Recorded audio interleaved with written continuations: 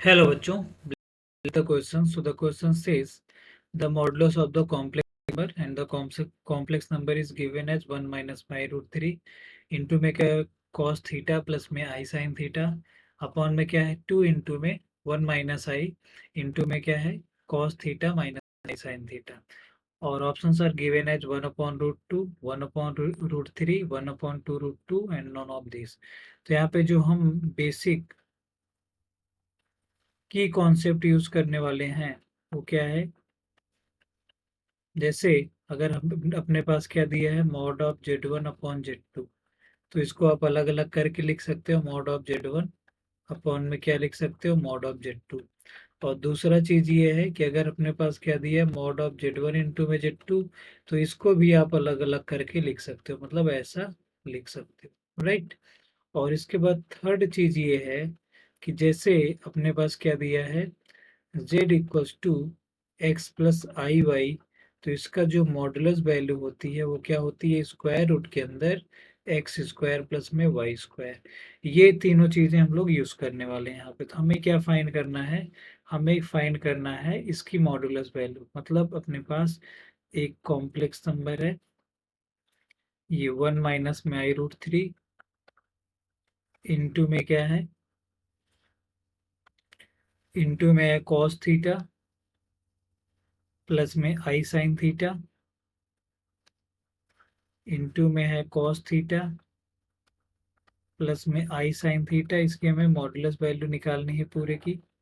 Upon में क्या है 2 इंटू में 1 माइनस आई इंटू में कॉस थीटा माइनस में आई साइन थीटा, है ना, ये चीज है। अब ऊपर वाले को z1 मानो, नीचे वाले के z2, तो आप इसको कैसे लिख सकते हो मॉड ऑफ 1 माइनस में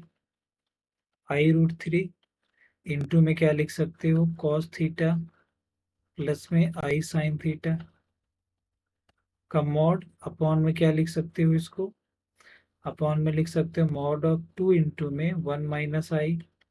इंटू में क्या लिख सकते हो कॉस थीटा माइनस में आई साइन थीटा और इस पूरे की मॉडुलस वैल्यू। अब फिर से मॉड ऑफ z1 इंटू में z2 है, तो इसको क्या लिख सकते हो मॉड ऑफ 1 माइनस में आई रूट 3 इंटू में क्या लिख सकते हो mod of cos theta plus में आई साइन थीटा। अपॉन में क्या लिख सकते हो, अपॉन में लिख सकते हो मॉड ऑफ 2 इंटू में mod of 1 minus I into में क्या लिख सकते हो मॉड ऑफ